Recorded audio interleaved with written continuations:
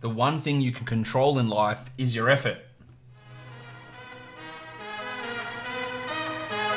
You are Locked On Fantasy Basketball, your daily fantasy basketball podcast, part of the Locked On Podcast Network, your team every day.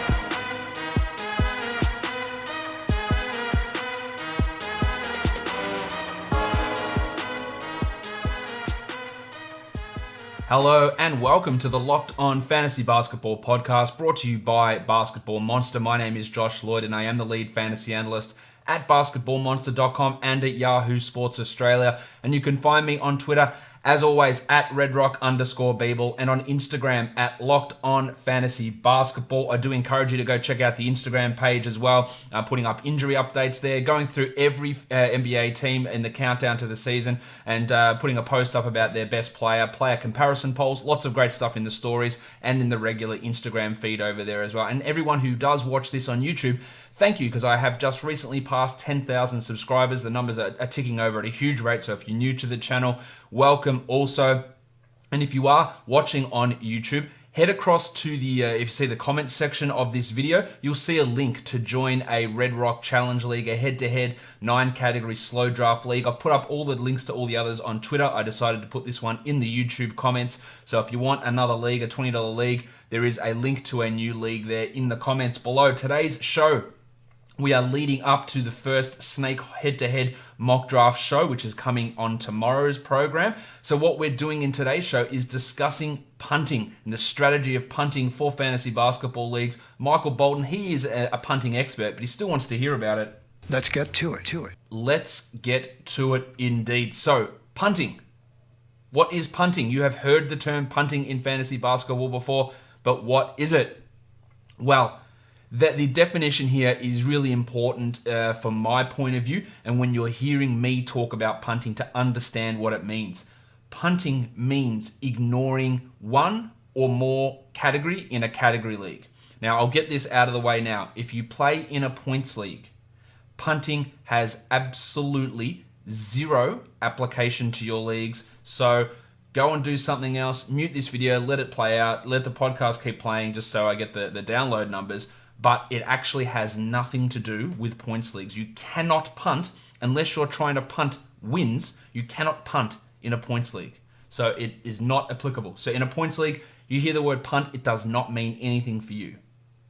What punting means is you are ignoring one or more category, whether that's in a head-to-head league or a roto league. And we'll talk about the differences there in a second. So it means that you are looking at your standard 9 categories: points, threes, rebounds, assists, steals, blocks, field goal percentage, free throw percentage, and turnovers. And you are ignoring one of those categories when you are building your team, when you are drafting, when you are making free agent acquisitions, when you are trading, all of those things, you are not caring about a category. Now, whether that's points, whether that's points and assists, it doesn't matter what it is. For the general concept of punting, you are ignoring a category. You are not, and I cannot stress this enough, you are not trying to make that category worse. The idea of punting is not to make, if you are punting free throw percentage, your idea is not accumulating every bad free throw percentage shooter so that you can have the worst free throw percentage in the league. That has absolutely zero benefit. You might be the worst free throw percentage team in the league. You might be the 8th best free throw percentage team in the league, but your aim is not to make that category worse. That is not what you're trying to do. Think positively, guys. What you're trying to do is make the other 8 or 7 categories better. And the way you're doing that is by, instead of committing resources to making 9 categories good, you're committing those resources, you're funneling your resources, draft picks, trade assets, all that sort of stuff, into 7 categories, into 8 categories. So you're narrowing your focus. So you're ignoring the free throw percentage category. I'm just going to keep referring to free throw percentage here. You're ignoring that category. So if someone comes up who feels your need to get assists, to get steals, to hit threes, but they shoot 80% from the line, you don't look at that player and go, can't draft him, I'm punting free throws and he's a good free throw shooter.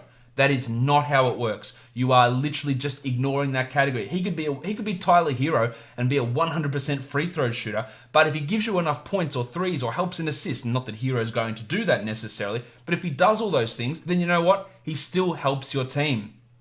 So it is not about being bad in a category. It is a byproduct is often that you are bad in that category that you are punting, but you are looking to become better in the other categories. That is what punting is. That is as simple an explanation as, and a good way of looking at it is, say you're in a 9 category league and you're punting a category. What you then look at is you are now in an 8 category league, or your team is an 8 category team.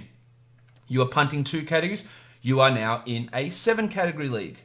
You punt 3 categories. You are in a 6 category league. That is what it is. If you get a win in one of your punted categories, well, a surprise, to be sure, but a welcome one. You just take it. It's a bonus. Oh well, you weren't planning on that, but you got that win anyway. You are just looking to make those other categories better.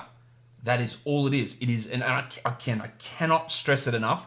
You are not making a category worse. That is not your aim. And if that is your aim, you will lose, guaranteed.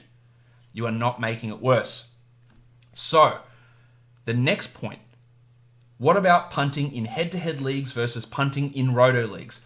I believe that in a head-to-head league, punting is, I won't say it's necessary, but it is very bloody good at putting you in a strong position to win, especially when you head into the head-to-head playoffs where you need to win each contest 5-4. If you can divert your resources into 5 categories and become super strong in those ones, or if it's 6 categories or whatever, that is a path for you winning, rather than being pissingly, average in every category and having ups and downs. If you can just come, step on your opponent's throat in 5 categories and win them, you win. It doesn't matter if you win 9-0, it doesn't matter if you win 5-4, you win. And even during the regular season, generally, if you can win 54%, 55% of your categories, which is a 5-4 victory every week, you will make the playoffs in general.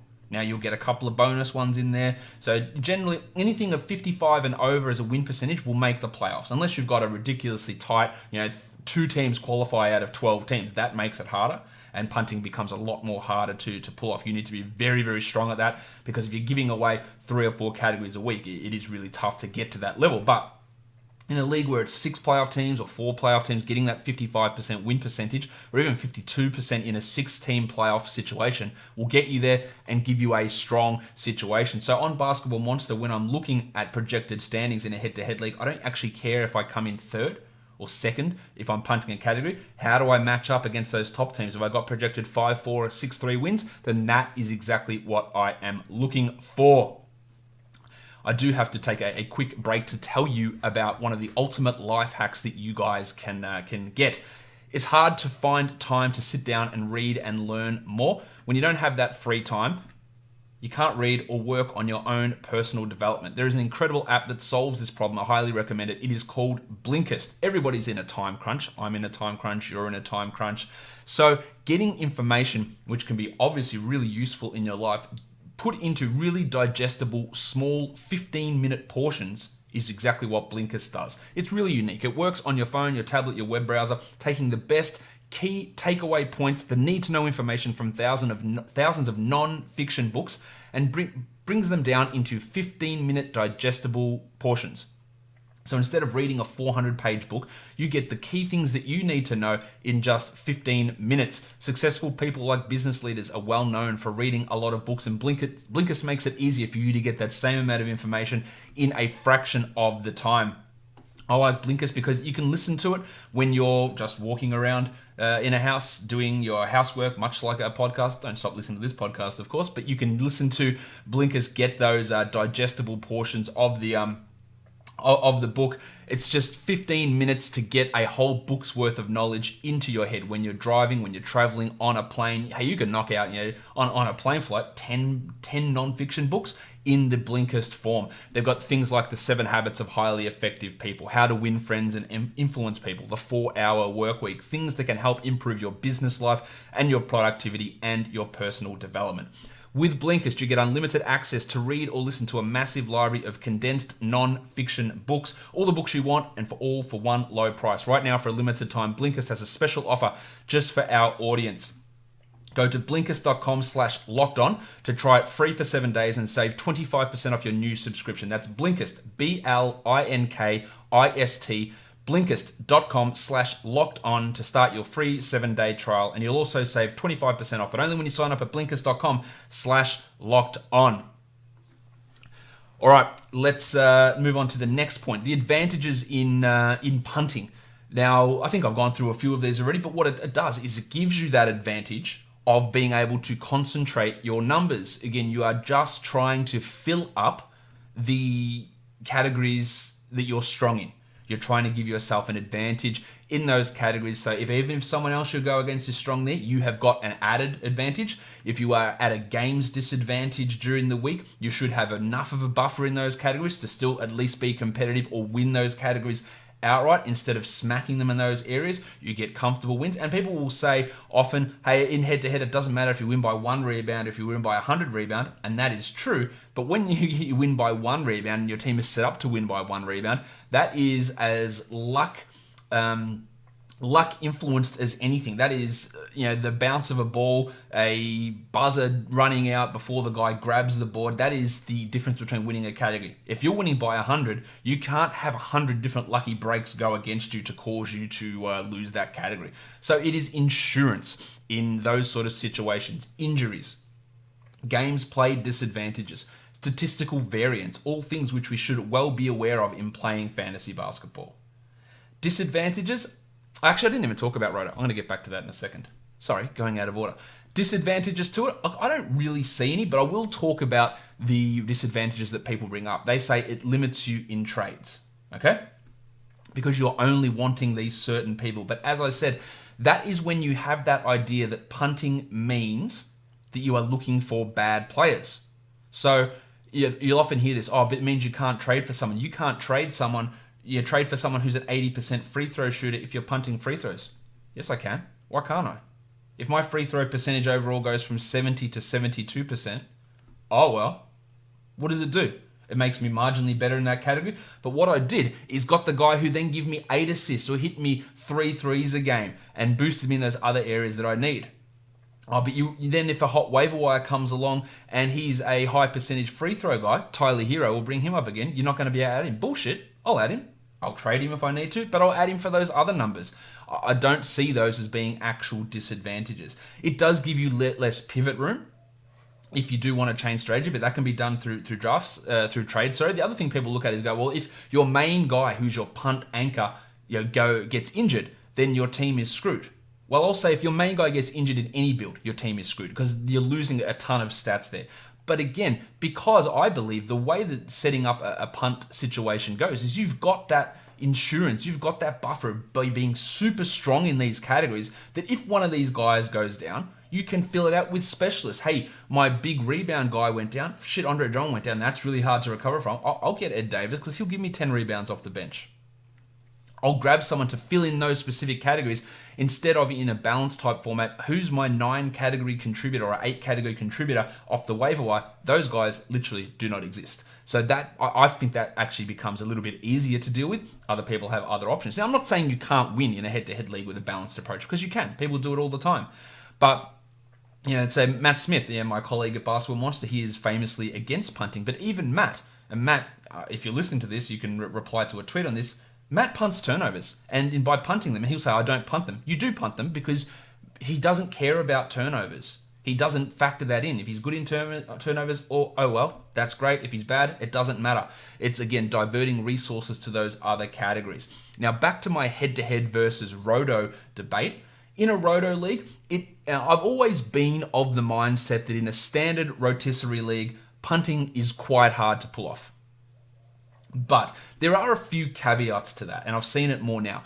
Any league that you are in that is super competitive, where everybody knows their shit and they're going to be active for the whole season, punting can actually work in ROTO. It's a little bit harder to pull off, and I think nearly in every situation in a punt, if you punt in Roto, you can be a top 4 team. Getting to that top 1 is quite difficult because often you need 10 points in all categories, 77 to 80 points in an 8-cat Roto format. You need those numbers to get a win. But if your league is hyper competitive, that win threshold, the bar, actually comes down a little bit. So you may not need that 80 points at 77. It might be 72 that you need. And getting a punt in there, which brings you down from a 9 in one category down to a 2, but then adds 2 onto all of the other categories, that might actually get you to that area. The other thing is, in a Roto league, the more teams you have, punting becomes more viable. You go anything above 12 teams, punting becomes more viable. More categories, anything above 10 categories, punting becomes more viable because this becomes literally impossible to have strong contributions across 12, 13 categories. The same goes for head-to-head. The more teams, the harder you punt. The more categories, the harder you punt. If you are in an 8-team league with 6 categories, punting is, even in a head-to-head league, probably not the way to go because you just have, each category then goes from being worth 7% of the overall value to being worth 15%. And it does become a lot harder in that situation with fewer teams and fewer categories. So your general rule of thumb is more teams, punt. More categories, punt. More competitive, punt. They are the ways to get that advantage. And it's all about creating value and creating advantages for your team during the draft to amass the best team possible that is going to get you to a fantasy championship. Let's look at the next situation. One versus a multi-cat punt. So obviously that just means you can go and punt one category. I am punting assists. Or you can go in and say, I'm punting assists and free throw percentage and threes. And I'm going to focus on points, rebounds, steals, blocks, and free throw percentage or field goal percentage, whichever one it is that I forgot to say. And go harder and punt 4 categories or punt 3 categories. It can be harder to pull off. There's less margin for error in terms of getting it right, but it can be more successful. I'm normally a 2-cat to 3-cat guy. I have done 4 before. I've done 1 before. 2 to 3 is about the right point. I don't necessarily predetermine that before a draft. I will look to see how things are going and see which guys have gone earlier and late and how my team looks using that draft tracker over on Basketball Monster as well. So having an idea of where those of how your team is looking and whether it's actually worth chasing this category or just pissing it off completely and building up the rest of your team is an important thing to do as the draft is kicking along. I said here, watching the ranks of players because players' rankings can change pretty aggressively when you're punting. So what I mean by that is you go onto Basketball Monster and you go into the projections and you can click the punt rankings and you can go and click the punt free throw percentage as an option to see how these guys' ranks change. And you'll see Ben Simmons then becomes like the 11th best player. Gobert becomes 10th. Andre Drummond becomes 7th. You get Zion becoming 17th. And Capella at 21. It boosts all of these poor free throw percentage guys up really high. But if you have pick 11, or if you got pick 7, that doesn't mean that you're picking Andre Drummond there. And then you're not backing it up with Simmons there because you're taking all the value away. The idea of punting is to increase that value, not taking them at their new improved value for your squad. So getting Simmons in the 3rd round when he's a potential 1st round player in a punt free throw percentage build, that's called killing it because you've then also got a 1st round guy that you took with your 1st pick and a 2nd round guy who hopefully has pushed into 1st round value. And theoretically, you could have 3 1st round players on your team in a punt free throw percentage build. So look at the ranks, look at the ADPs. It's not about looking at that new adjusted rank and drafting there. And I've said this so many times. If you have a rankings list and draft off it, you will lose. You'll lose. It's about nuance. It's about finding that difference between ADP and draft spot and accumulating that value. And that goes for punting or non-punting. The other one I've got mentioned here is looking at auction drafts versus snake. It is a lot easier to punt in an auction league. You have to know how an auction league works, of course. But because you have access to every player, your pricing of these guys will change considerably. So you'll be able to acquire those guys, develop a very high value roster, and see where that big discrepancy lies in your multi or single cat punt. In a snake draft, you're sort of at the vagaries of where that player falls in the pick hierarchy. So sometimes you might miss that guy because someone else grabs him ahead of him. but you can still make it work in an auction, though it is worth it. And punting turnovers, as I said, I always punt turnovers. Again, it doesn't mean that I'm going to be bad at turnovers. It means that I'm disregarding them when I'm looking at building my team up. Because if you have a team that's low in assists, your turnovers will naturally be good. But if you don't have turnovers on, or if you have turnovers on as a punt category, what it does is it really inflates the value of those low turnover players, so much so that you get guys coming projected out like Mitchell Robinson as the 13th best player, and that is not an accurate representation of his value. Robert Covington is number 22, not an accurate representation of their value. Otto Porter at 24, Tom Bryant, the tank, at 31.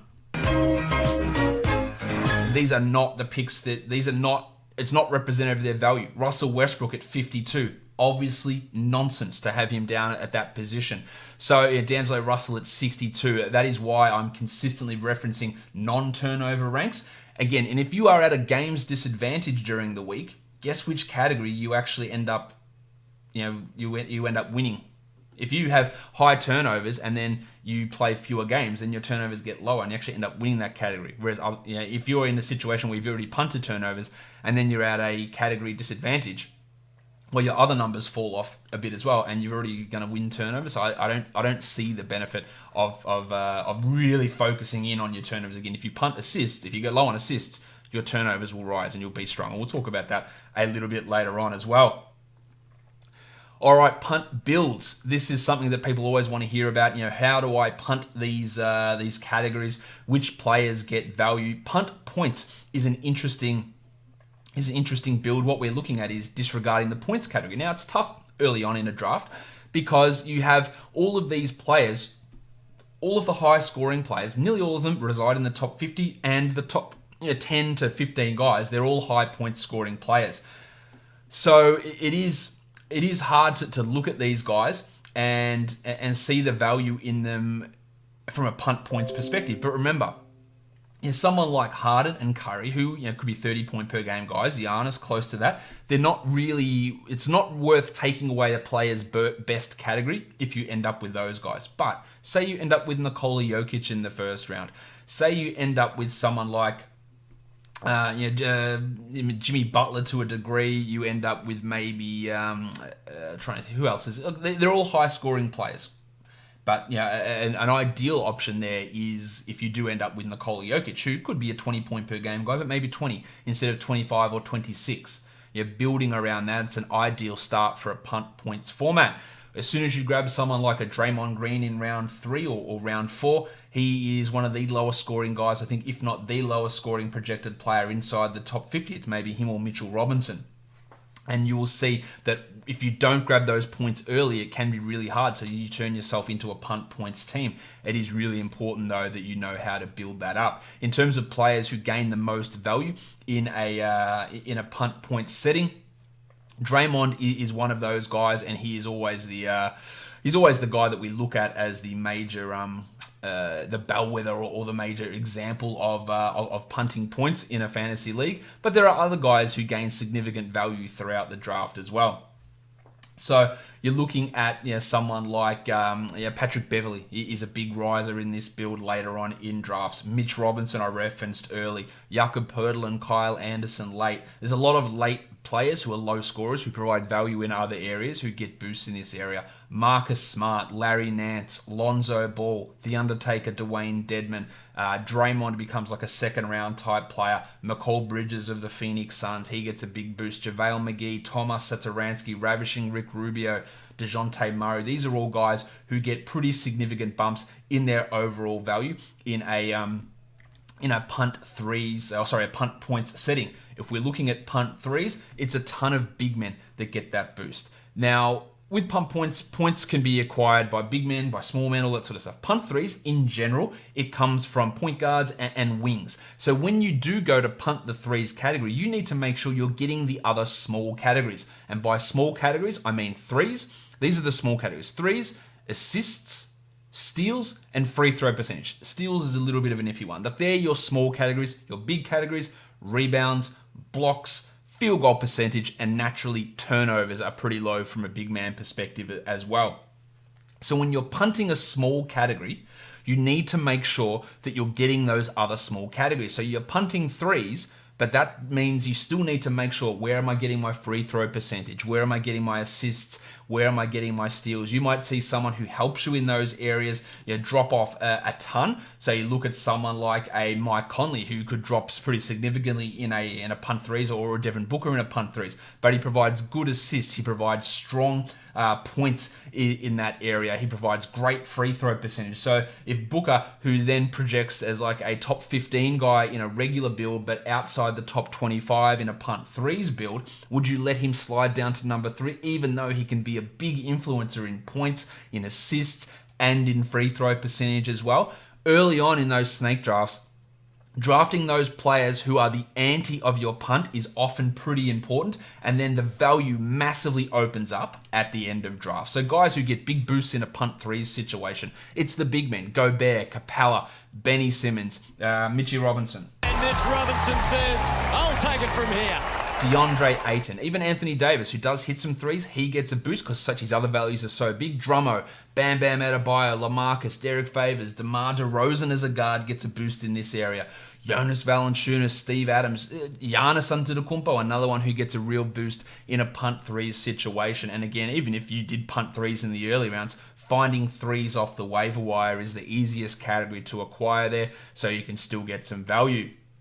If you're punting assists, which I believe is a build that has a lot of success this year, with assists being really focused in those early rounds and massive point guard runs occurring through round 2 through 6, and then all you're left with is really Rubio, maybe Lonzo, and Jeff Teague later on in the draft. My name is Jeff. Then it does become, well, maybe if I just disregard that category, let everybody else fight over those guys, and I'll get my bigs, I'll get my wings, I'll get my steals from other areas as well. Looking at that can be quite important, and punt assists often will tie in with punt threes. So you'll see the same names: Ayton, Robinson, Drummond, Porzingis, Triple J, JaVale McGee, Clint Capella, Bob Cove, Whiteside, Miles Turner, the Baptist, Anthony Davis even, getting a boost in a punt assist situation. Steals is an interesting one. Like threes, you can get them late. In fact, there's a ton of steal guys available late, whether that's Kelly Oubre or McCall Bridges from the Suns. Ravishing Rick Rubio, also from Phoenix, is available late. Marcus Smart can help you. Jingling Joe Ingles. There are a ton of steal guys late. So if you don't get the Rob Covingtons or Otto Porters early, which again, their value is really influenced by that steals category, maybe they're a little bit overvalued in that sense, you can get it later on.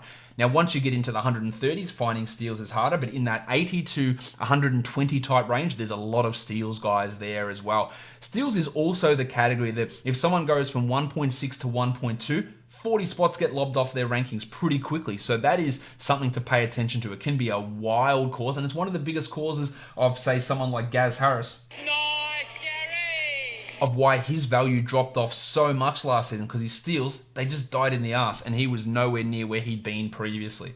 So if we're looking for guys who get a boost in the punt steals, Valanciunas, Aldridge is a key one. LaMarcus Aldridge, the tank Tom Bryant, Karl Anthony Towns, great if you get him early. This is his worst category. Joel Embiid as well, putrid in steals, so he gets a boost.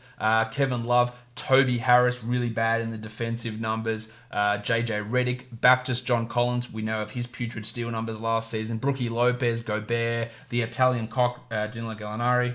Hands off my cock!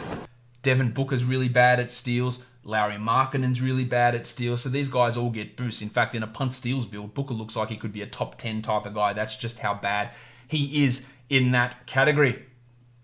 If we look at the remaining options here, we're looking at punting blocks, a pretty common one. Blocks is something that in that 3rd to 5th round, a ton of big men go off the board. And if you don't get your hands on a couple there, it's going to be hard to compete. Plus the big name guys, Miles Turner, Rudy Gobert, Mitch Robinson, they are your high volume block guys. And without having one of those guys, it can be relatively hard to compete in that category. So this is a situation, if you are punting blocks, it boosts the value of guards. Curry, Trae Young, Chris Paul, Devin Booker, Damian Lillard, Harden, Kawhi, D'Angelo Russell, Kyrie, Ravishing Rick, Chrissy Middleton. They get all significant boosts. But if you're just drafting guard, where are your rebounds? Where is your field goal percentage? You need to get these guys. So looking at some other big men who maybe aren't as high A volume shot blockers. Kevin Love is a guy, it could hurt your field goal percentage, but it gets those rebounds up there as well. Getting some big guys who aren't high shot blockers. Blake Griffin, another one of these guys who can help you in those big men categories. Even though their rank will potentially drop in some of these situations, you still need to be able to get these numbers. Domantas Sabonis, field goal percentage, rebounds, bang, they are locked in. So he is a great value situation player in this type of deal. But even guys whose value might decrease, and Nikola Vucevic, he loses a little bit of value in a pump blocks format, but he still gives you 20 and 12 with high field goal percentage and good free throw percentage. Don't worry that he blocks shots. He helps you in those other areas, and you need to fill centers, especially if you're playing in a 2-center league. Punt field goal percentage is one that I really, really like. It helps insulate you against cold streaks from guys during the week. It helps you get a lot of high volume scorers, high assist guys. I really do like high punt field goal percentage. It bumps the shit out of Terry Rozier, Jimmy Harden, Steph, Paul George, Lillard, all these sort of regular names, Kevin Love, Chris Paul, even Kyle Lowry, D'Angelo Russell, Trae Young and Luka Doncic in particular really, really helps their value in this sort of a situation. And punt free throws, you know the names, Gobert, Benny Simmons, Steve Adams, Andre Drummond, LeBron James, Whiteside, Russell Westbrook, Giannis Antetokounmpo, Zion Williamson, Clint Capella, lots of different names that get a boost. And this is a common thing that Kyle McEwen uses in his head-to-head leagues. He punts both of the percentages. Now, that might seem something that is counterintuitive. Well, big men do this and small men do this. But what he looks at is, I just want to maximize my counting stats, whether that's bigs or smalls. I don't worry if they're inefficient. I don't worry if they're poor free throws, because my poor free throw guys will get me rebounds and blocks, and my poor field goal guys will get me threes and assists and steals and help me there. So it makes Russell Westbrook back into a first rounder. It makes Luka Doncic much higher. Drummo, Lonzo, LeBron, D'Angelo, these guys all get boosts. Significant, actual huge boosts. Rozier, Benny Simmons, De'Aaron Fox, Andy Wiggins. He gets a huge, top 100 type of boost in a punt percentages type of build. So it's something you can experiment in. And I do recommend, if you are looking at punting this season, go and do these punt builds in mock drafts and see how it works out. Make sure you're not just, I'm punting blocks, and then you end up with 7 guards in your first 7 picks, because then you have screwed it. Go in and make sure you get some of those big men. Find the right big men that fit what you want to do and that you can build out. Maybe you're doing a single punt, maybe you're doing a double punt, but practicing with it and trying to build that team as strongly as you can. So what we're looking at here is players now in the first round who are the usual first round guys. What categories do they lend themselves towards in terms of punting? Jim Harden's an obvious one. He is a punt field goal percentage guy. I didn't mention punt rebounds. It's not an easy category to punt, and you probably shouldn't be looking at it. I think field goal percentage with Harden is the way to go. Anthony Davis, punt threes, punt assists. They're his 2 worst categories. You're looking at Karl Anthony Towns. He is a punt steals player. So, someone you should be looking at. Townsy to get those punt steals going. I don't know why my list is looking all weird. There we go. Towns, punt steals is something we should be looking at. Steph Curry, he is a punt blocks player. He can be a punt field goal percentage guy as well. His efficiency really dropped off last season. Giannis, punt threes, punt free throw percentage. That's the sort of build you're looking at there with him. And Nikola Jokic, as I mentioned earlier, a punt points guy, punt blocks. He could be punt threes as well. There are a few different directions you could go. Even punt free throw percentage. Even though he is a strong free throw percentage guy, getting him to get rebounds, to get assists, or get assists mainly in a punt free throw build can be hard. Jokic can actually be a decent start to that type of situation. The rest of the first round or projected first round guys, with Lillard, we're looking at punt blocks, potentially punt steals, but definitely punt field goal percentage. Joel Embiid, you're looking at punt steals and punt threes, even punt assists come in as an option for Embiid. Kyrie Irving, of course, it's blocks as his major one. He's really strong in field goal percentage, but he's not strong in a Giannis Antetokounmpo sense or a Karl Anthony Towns sense, so you can still punt field goal, but as a point guard, he does provide pretty decent value in that area. The fun guy, Kawhi Leonard. I'm a fun guy. Not a high blocks guy, not a high assist guy, so you can go either of those directions there with Kawhi. And again, I'll stress this again, I do not see him sitting out 22 games this season. I think 70 games is a more realistic expectation for Kawhi this year. Paul George, we're looking at punt blocks, definitely punt field goal percentage for Paul George as well, assists potentially also. And LeBron, the easy one, is punt free throw for him. It's almost a definite for him in that punt free throws. Punt blocks, punt steals, perhaps punt threes. They're all other softer options for LeBron, but punt free throw percentage is the one you're really looking at. Now, the last thing before we get out of here, I did an article over on Basketball Monster, my annual one-man mock draft, where I look at all 12 teams. I take over every team, I make every draft pick, and I try to create coherent teams for those single punts, double, triple punts, balance type teams, and see how it all works out drafting against myself. So what I wanted to share with you here is how the team that projected to be the best in that draft looked. They were the team with the number 3 overall pick. They took Curry at pick number 3, but they also, importantly to note, ended up with a strong punt team, massively strong in terms of punting assists, even though I took Curry, and punting steals as well. It wasn't necessarily the way I went into it with Curry, but how the other picks panned out. That is how my team looked, so I made pivots to make them strong in those other areas, and they came out with the best projection out of all of the teams that I drafted for. So this is how the squad looks. I've got Curry as my first pick. You go with Ayton, Don Mitchell, Kristaps Porzingis. I probably should have played this one. He's Don. He's good. Budrick Hield, Wendell Carter, Kelly Oubre, Jeremy Lamb, Dwight Powell, Cody Zeller, Serge Ibaka, JJ Redick, and Ivica Zubac. Now, I didn't go with many upside guys on this spot. Maybe Zubac is that guy at the end of the draft, depending on how they use him and Montrezl Harrell the table in LA with the Clippers. Because this team was looking so strong in terms of the projections, I just need to really lock this down and become that dominant that even if I'm not streaming, I can still win majority of these weeks. So what this does, it gives me a super strong base for points. This team is averaging about 18 points per game. A lot of threes, Curry's there, decently strong rebounds, a lot of blocks, almost a block per game for this overall squad. Great field goal percentage at almost 48 or 49%. Great free throws at 82% as well. And despite me, again, punting turnovers, my turnovers really strong because in the end, my assists were low. The highest assist guy I've got is Curry with 6. Now, Curry's 6 assists are good. That's also his 4th highest contribution category in fantasy. So it's not his best, it's not his 2nd, not his 3rd, it's his 4th best category. So I felt okay with pissing that off. He's good at points, his free throws, and his threes. That is where Curry's value comes from, and that is what I utilized for him in terms of doing this draft. So that is how my team looked in that draft. Go and check out the whole article over on Basketball Monster where I draft for all teams. Look at some flyers that I picked, where I picked certain guys, how I built those squads as well. I hope that answers any questions you did have about punting. Remember, make your other categories better, not making one category worse. Points leagues, do not pay attention to it. Roto, the deeper, the more teams, the more competitive. Punting becomes more viable. In head-to-head, I think it's a pretty strong option regardless, unless your league gets really shallow. Follow me on Twitter at redrock_Beeble and on Instagram at Locked On Fantasy Basketball. On YouTube, give me a sub.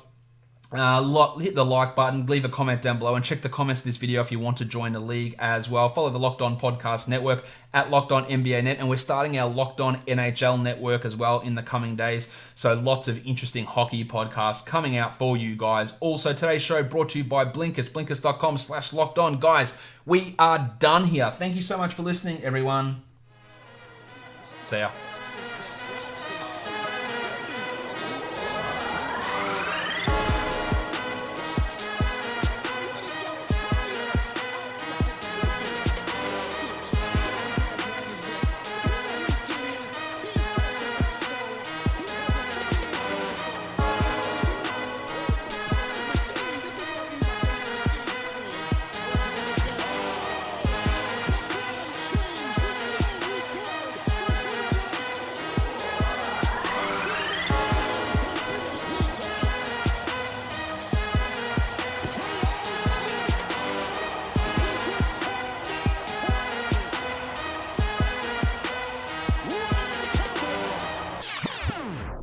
Kristaps Porzingis.